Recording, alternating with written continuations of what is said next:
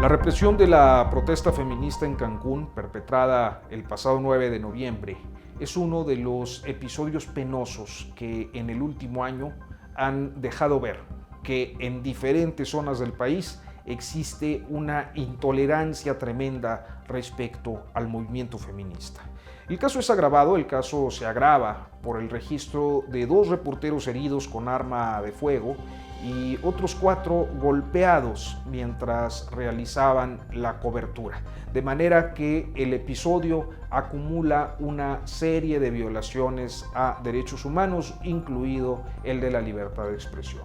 El asunto, siendo extraordinario, es motivo de preocupación, pues en lo que va del año se acumulan casos de operativos policíacos que dejan ver el talante de los gobernantes, incapaces hasta ahora de resolver la tremenda realidad de los feminicidios, de la violencia de género que a diario cobra víctimas, para las que no hay políticas definitivas, para las que no hay atenciones suficientes, ni mucho menos hay justicia. Hay que ver que a mediados de agosto una redada cargó contra manifestantes feministas con saldo de 22 mujeres detenidas, varias de ellas sometidas a torturas, a tratos crueles, inhumanos, degradantes, incluida la agresión sexual perpetrada por policías en León, Guanajuato.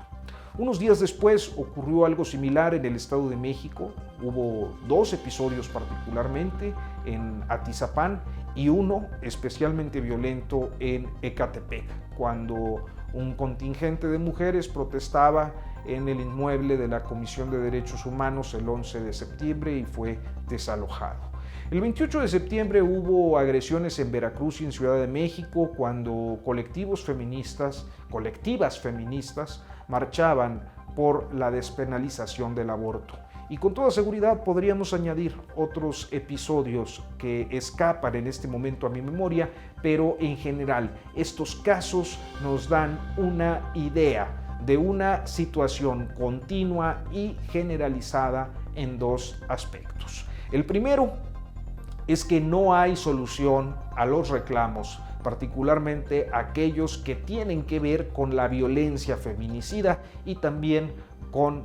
la procuración de derechos sexuales y reproductivos, donde los sectores más conservadores de la sociedad incitan y estimulan el discurso de odio, muchas veces alentado desde las supuestamente castas sacristías. El segundo es que la incomprensión de la clase política mexicana sobre el proceso que México y el mundo viven se materializa con mayor frecuencia de la esperada, al grado de reaccionar violentamente y de atribuir a los perpetradores directos, esto es, a la policía, que sabemos que no actúa sin órdenes, toda la culpa, tratando de reorientar el problema generando otro.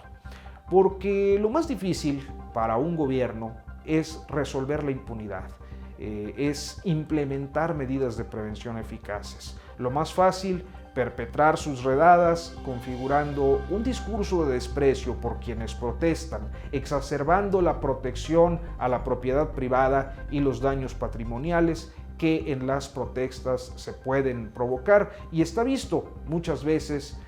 pues se provocan con infiltrados o infiltradas. Luego, quienes reclaman justicia terminan desprestigiadas, terminan golpeadas, terminan detenidas, torturadas, y un sector amplio de la sociedad lo avala por culpa del poder. En tanto vemos que la clase política del PAN en León, Guanajuato, de Morena en Ciudad de México y Veracruz, del PRI en el Estado de México, del neopriismo hoy en el PAN en Cancún, es exactamente la misma. Una conducta violenta, autoritaria, que reclama, que mantiene la idea de asumir el derecho a mandar y exigir obediencia incondicional, y a quien le desafíe, toletes y balas. La coyuntura es crítica. Hoy hablamos de la razzia de Cancún, especialmente grave por la detonación de armas de fuego contra población civil. Se ha olvidado el feminicidio de la joven Bianca Alejandrina Lorenzana, Alexis, como en otras protestas que una vez actuando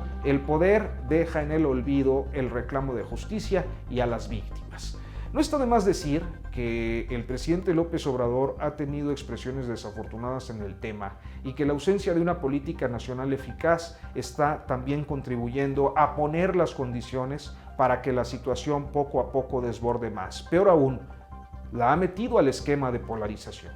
El feminismo es una revolución global, contemporánea, con características específicas que no está siendo observada por las clases políticas como debiera, dado que suelen analizar los procesos conforme a moldes tradicionales, asignarlos a un grupo político o a una consigna en su contra, y también está dando respuestas tradicionales, entre otras la represión violenta que se puede anticipar no les va a dar resultado, porque ese movimiento, el feminista, es imparable, es ingobernable y no está en su conjunto horizontal dispuesto a la transacción como suele ocurrir con los grupos políticos. Luego, como en el caso de Carlos Joaquín, el gobernador de Quintana Roo, cada quien deberá pagar los costos políticos de su negligencia, de su indiferencia, de sus acciones y también de la omisión.